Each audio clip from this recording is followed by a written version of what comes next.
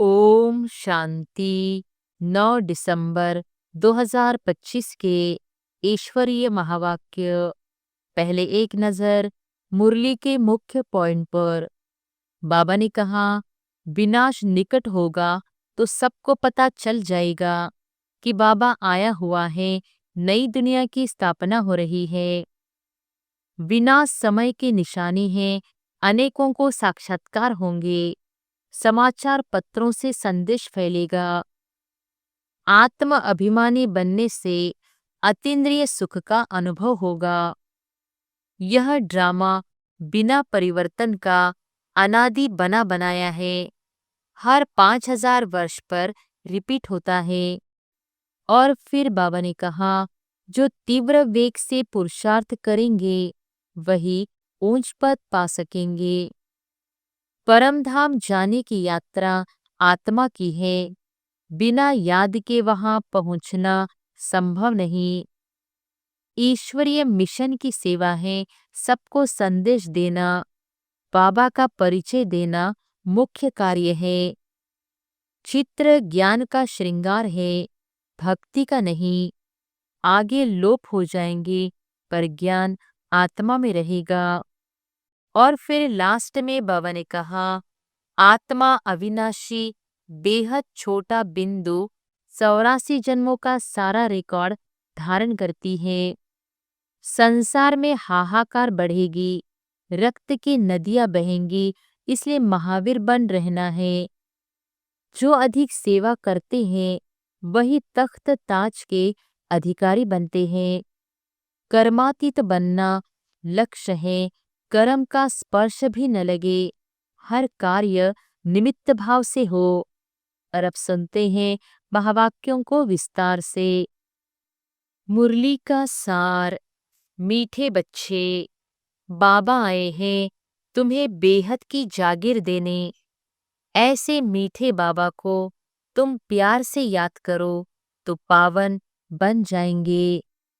प्रश्न है, विनाश का समय जितना नजदीक आता जाएगा उसकी निशानियां क्या होंगी?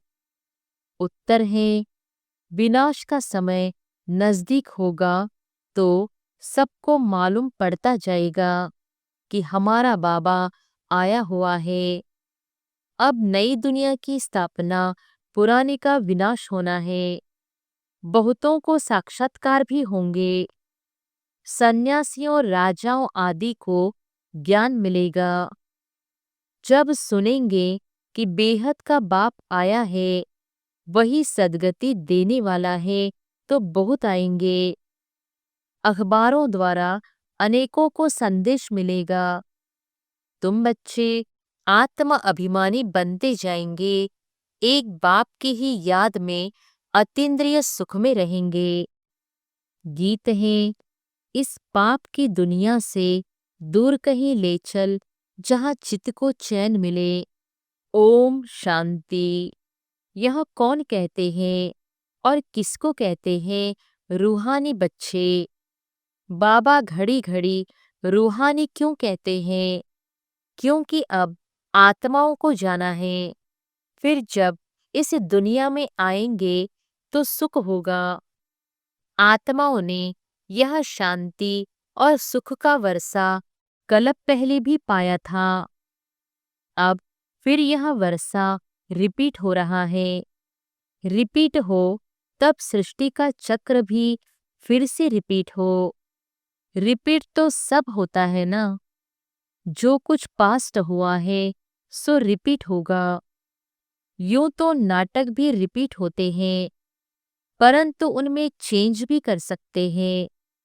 कोई अक्षर भूल जाते हैं तो बनाकर डाल देते हैं। इसको फिर बाइस्कोप कहा जाता है। इसमें चेंज नहीं हो सकती। यह अनादि बना बनाया है। उस नाटक को बना बनाया नहीं कहेंगे।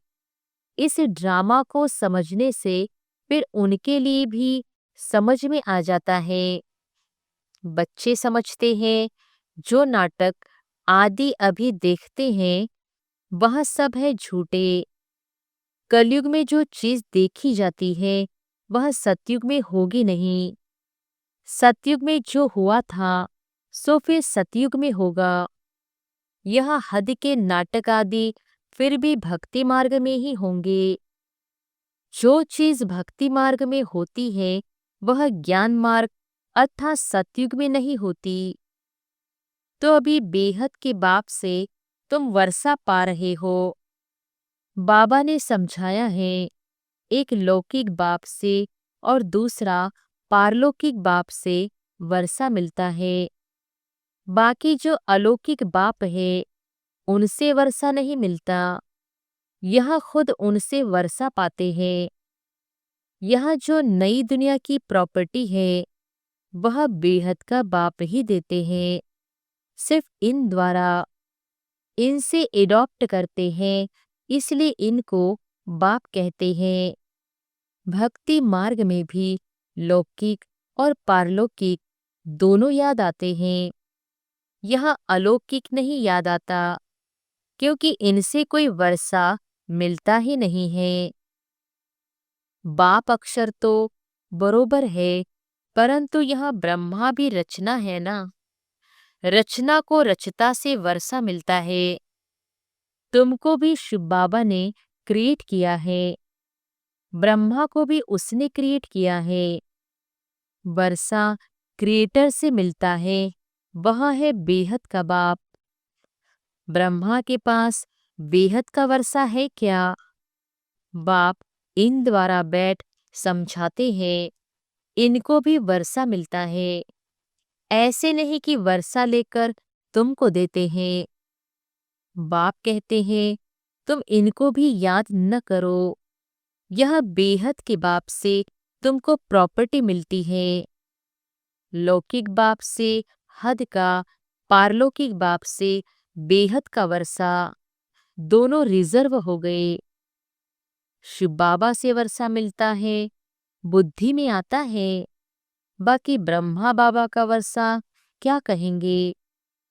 बुद्धि में जागीर आती है ना।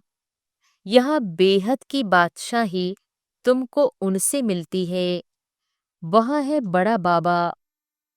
यह तो कहते हैं मुझे याद नहीं करो, मेरी तो कोई प्रॉपर्टी है नहीं जो तुमको मिले। जिससे प्रॉपर्टी मिलनी है उनको याद करो। वही कहते हैं मामेकम याद करो। लौकिक बाप की प्रॉपर्टी पर कितना झगड़ा चलता है। यहाँ तो झगड़े की बात नहीं। बाप को याद नहीं करेंगे तो ऑटोमेटिकली बेहद का वर्षा भी नहीं मिलेगा। बाप कहते हैं अपने को आत्मा समझो। इस रथ को भी कहते हैं तुम अपने को आत्मा समझ मुझे याद करो तो विश्व की बादशाही मिलेगी। इसको कहा जाता है याद की यात्रा। देह के सब संबंध छोड़ अपने को अशरीरी आत्मा समझना है। इसमें ही मेहनत है। पढ़ाई के लिए कोई तो मेहनत चाहिए।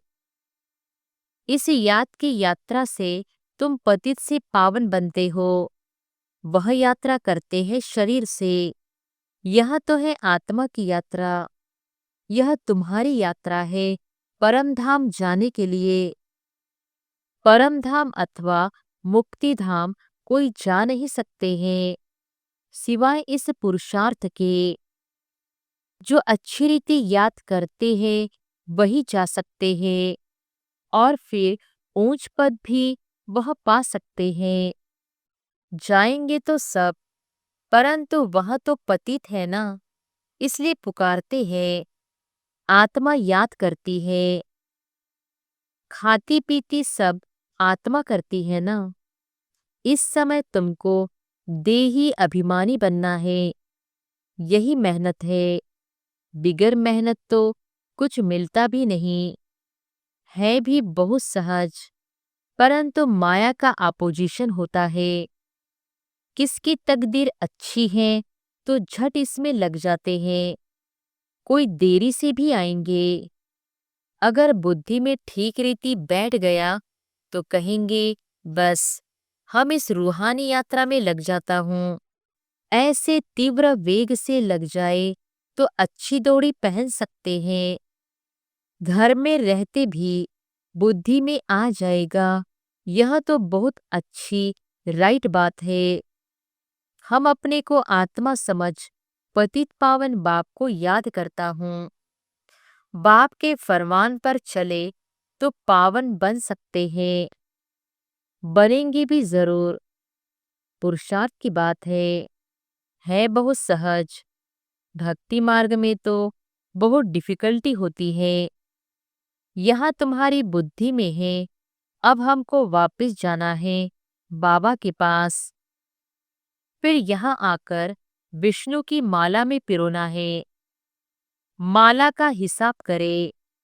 माला तो ब्रह्मा की भी है, विष्णु की भी है, रुद्र की भी है।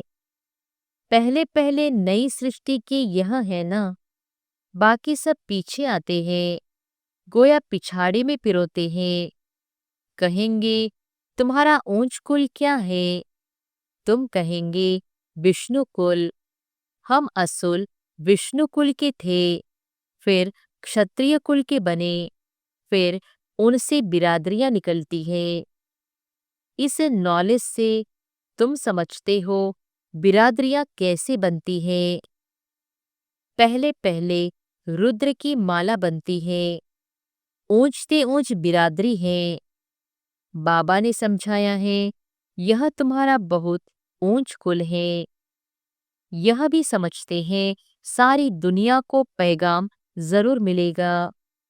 जैसे कई कहते हैं भगवान जरूर कहाँ आया हुआ, परंतु पता नहीं पड़ता है। आखिर पता तो लगेगा सबको, अखबारों में पढ़ता जाएगा। अभी तो थोड़ा डालते हैं, ऐसे नहीं कि एक अखबार सब पढ़ते हैं। लाइब्रेरी में पढ़ सकते हैं, कोई दो चार अखबार भी पढ़ते हैं, कोई बिल्कुल नहीं पढ़ते। यह सबको मालूम पड़ना ही है कि बाबा आया हुआ है, विनाश का समय नजदीक होगा तो मालूम पड़ेगा। नई दुनिया की स्थापना, पुरानी का विनाश होता है। हो सकता है बहुतों को साक्षात्कार भी हो।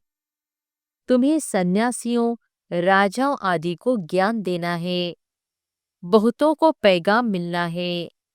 जब सुनेंगे बेहद का बाप आया है, वही सद्गति देने वाला है, तो बहुत आएंगे। अभी अखबार में इतना दिलपसंद कायदे मुजीब निकला नहीं है। कोई निकल पड़ेंगे, पूछताछ करेंगे। बच्चे समझते हैं हम श्रीमत पर सतयुग की स्थापना कर रहे हैं। तुम्हारी यह नई मिशन है। तुम हो ईश्वरीय मिशन के ईश्वरीय भांति, जैसे क्रिश्चियन मिशन के क्रिश्चियन भांति बन जाते हैं। तुम हो ईश्वरीय भांति, इसलिए गायन है अतीन्द्रिय सुख गोप गोपियों से पूछो, जो आत्म अभिमानी बने हैं। एक बाप को याद करना है, दूसरा न कोई। यह राजयोग एक बाप ही सिखलाते हैं, वही गीता का भगवान है। सबको यही बाप का निमंत्रण व पैगाम देना है। बाकी सब बातें हैं ज्ञान श्रृंगार। यह चित्र सब है ज्ञान का श्रृंगार, न कि भक्ति का। यह बाप ने बेड बनवाए हैं मनुष्यों को समझाने के लिए। यह चित्र आदि तो प्राय लोप हो जाएंगे, बाकी यह ज्ञान आत्मा में रह जाता है। बाप को भी यह ज्ञान है, ड्रामा में नूंद है। तुम अभी भक्ति मार्ग पास कर ज्ञान मार्ग में आए हो। तुम जानते हो हमारी आत्मा में यह पाठ है जो चल रहा है। नूंद थी जो फिर से हम राजयोग सीख रहे हैं बाप से। बाप को ही आकर यह नॉलेज देनी थी। आत्मा में नूंद है, वहां जाए पहुंचेंगे, फिर नई दुनिया का पार्ट रिपीट होगा। आत्मा के सारे रिकॉर्ड को इस समय तुम समझ गए हो, शुरू से लेकर। फिर यह सब बंद हो जाएंगे। भक्ति मार्ग का पाठ भी बंद हो जाएगा। फिर जो तुम्हारी एक्ट सतयुग में चली होगी वही चलेगी। क्या होगा यह बाप नहीं बताते हैं। जो कुछ हुआ होगा वही होगा। समझा जाता है सतयुग है नई दुनिया। जरूर वहां सब कुछ नया, सतोप्रधान और सस्ता होगा। जो कुछ कल्प पहले हुआ था वही होगा। देखते भी है इन लक्ष्मी नारायण को कितने सुख है। हीरे जवाहरात धन बहुत रहता है। धन है तो सुख भी है। यहाँ तुम भेंट कर सकते हो, वहां नहीं कर सकेंगे। वहां की बातें वहां सब भूल जाएंगे। यहाँ है नई बातें जो बाप ही बच्चों को समझाते हैं। आत्माओं को वहां जाना है जहाँ कारोबार सारी बंद हो जाती है। हिसाब किताब चुकतो होता है, रिकॉर्ड पूरा होता है। एक ही रिकॉर्ड बहुत बड़ा है। कहेंगे फिर आत्मा भी इतनी बड़ी होनी चाहिए, परंतु नहीं। इतनी छोटी आत्मा में 84 जन्मों का पाठ है। आत्मा भी अविनाशी है। इनको सिर्फ वंडर ही कहेंगे। ऐसी आश्चर्यवंत चीज और कोई हो न सके। बाबा के लिए तो कहते हैं सतयुग त्रेता के समय विश्राम में रहते हैं। हम तो ऑलराउंडर पाठ बजाते हैं। सबसे जास्ती हमारा पाठ है। तो बाप वर्षा भी ऊंच देते हैं। कहते हैं 84 जन्म भी तुम ही लेते हो। हमारा तो पाठ फिर ऐसा है जो और कोई बजा न सके। वंडरफुल बातें हैं ना। यह भी वंडर है जो आत्माओं को बाप बैठ समझाते हैं। आत्मा मेल फीमेल नहीं है। जब शरीर धारण करती है तो मेल फीमेल कहा जाता है। आत्माएं सब बच्चे हैं तो भाई भाई हो जाती हैं। भाई भाई है जरूर वर्षा पाने के लिए। आत्मा बाप का बच्चा है ना। वर्षा लेते हैं बाप से, इसलिए मेल ही कहेंगे। सब आत्माओं का हक है बाप से वर्षा लेने का। उसके लिए बाप को याद करना है। अपने को आत्मा समझना है। हम सब ब्रदर्स है। आत्मा आत्मा ही है, वह कभी बदलती नहीं। बाकी शरीर कभी मेल का कभी फीमेल का लेती है। यह बड़ी अटपटी बातें समझने की है और कोई भी सुना न सके। बाप से या तुम बच्चों से ही सुन सकते हैं। बाप तो तुम बच्चों से ही बात करते हैं। आगे तो सबसे मिलते थे, सबसे बात करते थे। अभी करते करते आखिर तो कोई से बात ही नहीं करेंगे। सन शोज फादर है ना। बच्चों को ही पढ़ाना है। तुम बच्चे ही बहुतों की सर्विस कर लेकर आते हो। बाबा समझते हैं यह बहुतों को आप समान बनाकर ले आते हैं। यह बड़ा राजा बनेंगे, यह छोटा राजा बनेंगे। तुम रूहानी सेना भी हो जो सबको रावण की जंजीरों से छुड़ाए अपने मिशन में ले आते हो। जितनी जो सर्विस करते हैं उतना फल मिलता है। जिसने जास्ती भक्ति की है वही जास्ती होशियार हो जाते हैं और वर्षा ले लेते हैं। यह पढ़ाई है। अच्छी रीति पढ़ाई नहीं की तो फेल हो जाएंगे। पढ़ाई बहुत सहज है। समझना और समझाना भी है सहज। डिफिकल्टी की बात नहीं। परंतु राजधानी स्थापन होनी है, उसमें तो सब चाहिए ना। पुरुषार्थ करना है, उसमें हम ऊंच पद पाए। मृत्युलोक से ट्रांसफर होकर अमरलोक में जाना है। जितना पढ़ेंगे उतना अमरपुरी में ऊंच पद पाएंगे। बाप को प्यार भी करना होता है, क्योंकि यहाँ है बहुत प्यारे ते प्यारी वस्तु। प्यार का सागर भी है, एक रस प्यार हो न सके। कोई याद करते हैं, कोई नहीं करते हैं। किसको समझाने का भी नशा रहता है ना। यह बड़ा टेम्पटेशन है, कोई को भी बताना है। यह यूनिवर्सिटी है, यह स्पिरिचुअल पढ़ाई है। ऐसे चित्र और कोई स्कूल में नहीं दिखाए जाते। दिन प्रतिदिन और ये चित्र निकलते रहेंगे, जो मनुष्य देखने से ही समझ जाए। सीढ़ी है बहुत अच्छी, परंतु देवता धर्म का नहीं होगा तो उनको समझ में नहीं आएगा।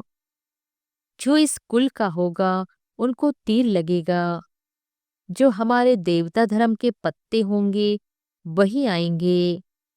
तुमको फील होगा यह तो बहुत रुचि से सुन रहे हैं। कोई तो ऐसे ही चले जाएंगे। दिन प्रतिदिन नई नई बातें भी बच्चों को समझाते रहते हैं। सर्विस का बड़ा शौक चाहिए। जो सर्विस पर तत्पर होंगे वही दिल पर चढ़ेंगे और तख्त पर भी चढ़ेंगे। आगे चल तुमको सब साक्षात्कार होते रहेंगे। उस खुशी में तुम रहेंगे। दुनिया में तो हाहाकार बहुत होना है, रक्त की नदियां भी बहनी हैं। बहादुर सर्विस वाले कभी भूख नहीं मरेंगे, परंतु यहाँ तो तुमको वनवास में रहना है। सुख भी वहां मिलेगा। कन्या को तो वनवाह में बिठाते हैं ना। ससुर घर जाकर खूब पहनना। तुम भी ससुर घर जाते हो तो वह नशा रहता है, वह है ही सुखधाम। अच्छा, मीठे मीठे सिकिलधे बच्चों प्रति मात पिता बाप दादा का याद प्यार और गुड मॉर्निंग। रूहानी बाप की रूहानी बच्चों को नमस्ते। धारणा के लिए मुख्य सार। पहली पॉइंट, माला में पिरोने के लिए देही अभिमानी बन तीव्र वेग से याद की यात्रा करनी है। बाप के फरमान पर चलकर पावन बनना है। दूसरी पॉइंट, बाप का परिचय दे बहुतों को आप समान बनाने की सर्विस करनी है। यहाँ वनवाह में रहना है। अंतिम हाहाकार की सीन देखने के लिए महावीर बनना है। वरदान है, बंधनों के पिंजड़े को तोड़कर जीवन मुक्त स्थिति का अनुभव करने वाले सच्चे ट्रस्टी भव। बंधनों के पिंजड़े को तोड़कर जीवन मुक्त स्थिति का अनुभव करने वाले सच्चे ट्रस्टी भव। शरीर का व संबंध का बंधन ही पिंजड़ा है। फर्ज अदाई भी निमित्त मात्र निभानी है, लगाव से नहीं। तब कहेंगे निर्बंधन। जो ट्रस्टी बनकर चलते हैं वही निर्बंधन है। यदि कोई भी मेरापन है तो पिंजड़े में बंद है। अभी पिंजड़े की मैना से फरिश्ते बन गए, इसलिए कहा जरा भी बंधन न हो। मन का भी बंधन नहीं। क्या करूं, कैसे करूं, चाहता तो हूं, होता नहीं, यह भी मन का बंधन है। जब मर्जीवा बन गए तो सब प्रकार के बंधन समाप्त। सदा जीवन मुक्त स्थिति का अनुभव होता रहे। स्लोगन है, संकल्पों को बचाओ तो समय, बोल सब स्वतः बच जाएंगे। अव्यक्त इशारे। अब संपन्न व कर्मातीत बनने की धुन लगाओ। कर्मातीत अर्थात कर्म के किसी भी बंधन के स्पर्श से न्यारे। ऐसा ही अनुभव बढ़ता रहे। कोई भी कार्य स्पर्श न करे और करने के बाद जो रिजल्ट निकलती है उसका भी स्पर्श न हो। बिल्कुल ही न्यारापन अनुभव होता रहे, जैसे कि दूसरे कोई ने कराया और मैंने किया। निमित्त बनने में भी न्यारापन अनुभव हो, जो कुछ बीता फुल स्टॉप लगाकर न्यारे बन जाओ। अच्छा, ओम शांति।